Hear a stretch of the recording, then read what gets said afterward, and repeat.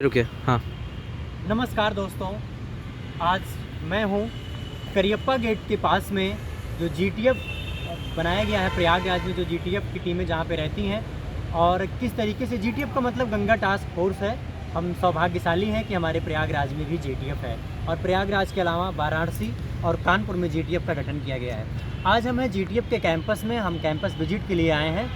आज हम देखेंगे कि किस तरीके से हमारे जीटीएफ के जवानों ने हमारे देश की जो वनस्पतियां रही हैं उनको किस तरीके से सुरक्षित रखा है, और उन वनस्पतियों को उगाने के लिए और उनको आगे बढ़ाने के लिए, उनके वंश को आगे बढ़ाने के लिए उन्होंने किस तरीके से डेडिकेटेड गार्डन बनाया हुआ है।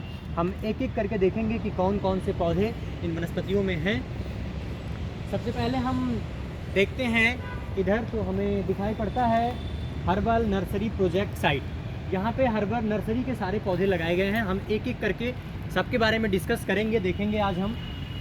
वास्तव में यहाँ कैंपस में प्रवेश करने के बाद ये पता चला कि यहाँ पे वो तमाम सारी वनस्पतियाँ हैं जिनका हमारे जीवन में, हमारे रोज़मर्रा के जीवन में बहुत ही महत्व है, लेकिन उसके बावजूद भी हम उन्हें संरक्षित नहीं कर पा रहे हैं। इधर हम देख रहे हैं अश्वगंधा का हम लोग जानते हैं कि कितना ही महत्व है हमारे जीवन में। अश्वगंधा से हमें कितने पोषक तत्व मिलते हैं, न्यूट्रिशंस मिलते हैं।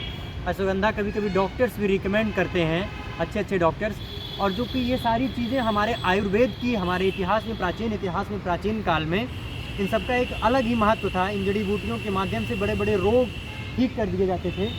हम आगे बढ़ते हैं, हम पूरा दिखाएंगे आप लोगों को कौन कौन सी चीज़ें यहाँ पर हैं।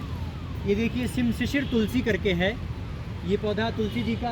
ये कई वैरायटी का आता है तुलसी जी का पौधा। हम लोग एक ही जानते हैं जो हमारे यहाँ सामान्यतः घरों में पाया जाता है, पूजा पाठ में हम यूज़ करते हैं।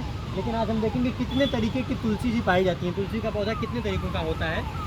हम आगे बढ़ते हैं तो हम देखते हैं कि इधर बन तुलसी का ये पौधा है। और देखिए कहाँ कहाँ ये फ़ायदे करते हैं। किल्स कैंसर सेल्स, जो कैंसर हो जाते हैं, जिन सेल्स में कैंसर हो जाते हैं, उनमें ये एक मेडिसिन का काम करते हैं।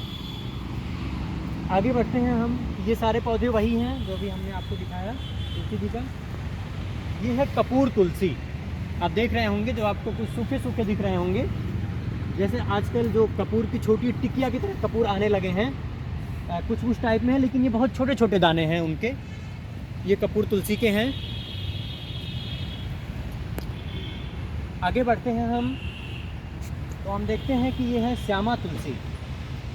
ये श्यामा तुलसी का पौधा आप लोग देख रहे होंगे जो आपको सूखे डंडे की तरह दिख रहे हैं। ये इम्यूनिटी एनहेंस करने में बहुत ही महत्वपूर्ण रोल अदा करते हैं। ये हमारे किसी भी मेडिसिन से कम नहीं होते हैं। इसीलिए जो हमारे प्राचीन काल के लोग थे वो बहुत हष्ट पुष्ट होते थे, क्योंकि वो इन्हीं सब औषधियों का सेवन करते थे अपने रोज़मर्रा के जीवन में।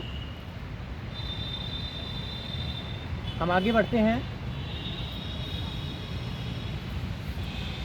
ये है मौलश्री का पौधा जो आप लोग देख पा रहे होंगे वीडियो में। इधर बहुत सारे पौधे तो ऐसे हैं जिनका नाम भी हम लोग नहीं जानते हैं। जो स्लिप लगी हुई है उससे हम पहचान पा रहे हैं कि कौन से पौधे हैं। ये है रामा तुलसी। अभी हमने आपको बताया कि कितने तरीके के तुलसी हैं, कई सारे वैरायटी के तुलसी के पौधे हम देखेंगे आज। इधर हम देखते हैं, ये है मरुआ तुलसी का पौधा। ये ब्रदर डायबिटिक्स में इसका यूज किया जाता है। और ये इसका तो मुझे जो साइंटिफिक नाम तो नहीं पता है, या जनरली इसका जो साइंस का नाम है वो तो मुझे नहीं पता है।